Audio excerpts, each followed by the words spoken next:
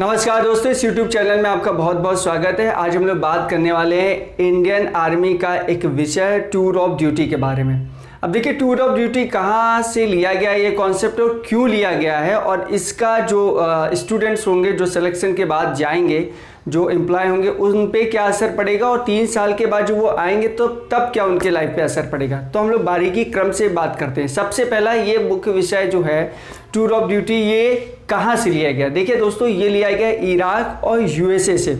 Iraq की जो military है और यूएसए की मिलिट्री में ऐसा प्रावधान है कि अगर कोई विद्यार्थी जो कि वहाँ पे सिलेक्शन के बाद उनका एम्प्लॉय बनता है, तो अगर वो पूरा जीवन नहीं देना चाहता है तो वो 3 साल, 6 साल या 9 साल का एक इंटर्नशिप प्रोग्राम कर सकता है मिलिट्री के अंदर। जो इराकी मिलिट्री होगी या आपकी यूएसए की मिलिट्री होगी, उसमें कर सकता है। उसके बाद वो आके बाहर उस जॉब को छोड़ सकता है और अपने कोई और काम कर सकता है, जिसमें वो बिजनेस कर सकता है या और भी गवर्नमेंट की जो जॉब्स होती हैं उनको कर सकता है। भारत में जो थल सेना है उसने भी इन्हीं चीज़ों को अडॉप्ट करा है। उनके 2 पहलू हैं सोचने के। पहला पहलू ये है कि उससे खर्च कम होगा। सेना का खर्च इस प्रकार से कम होगा कि अगर वो किसी व्यक्ति को, हालांकि आपको पता है कि जो सिलेक्शन का प्रोसीजर है वो 2 प्रकार से है अभी तक। पहला जो सिलेक्शन का प्रोसीजर है वो परमानेंट कमीशन के थ्रू है, और दूसरा जो सिलेक्शन का प्रोसीजर है वो शॉर्ट सर्विस कमीशन के थ्रू है।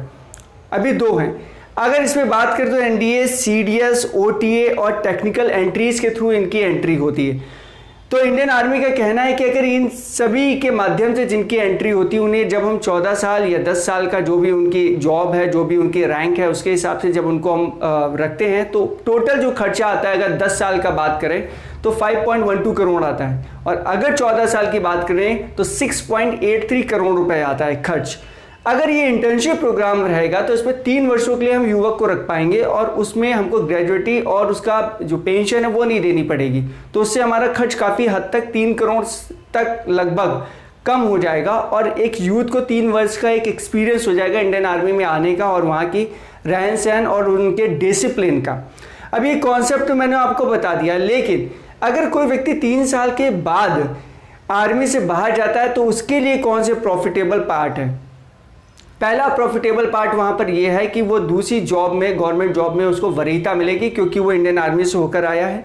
दूसरा, अगर वो कॉर्पोरेट सेक्टर में जाता है तो वहाँ पे भी उसको वरीयता दी जाएगी क्योंकि वो इंडियन आर्मी से होकर गया है। तो इसलिए काफ़ी पॉजिटिव एक माहौल बन रहा है इंडियन आर्मी में जाने के लिए। तो आई होप आपको ये चीज़ पूरी समझ में आ गई होगी। और वीडियो को अगर आप फेसबुक पे देख रहे हैं तो मेरा फेसबुक पेज लाइक करना मत भूलिएगा। इंस्टाग्राम पे है तो इंस्टाग्राम पेज, और अगर आप अपने कोई सुझाव मुझे कमेंट के थ्रू देना चाहते हो तो ज़रूर कमेंट कीजिएगा। बहुत बहुत धन्यवाद इस वीडियो को देखने के लिए।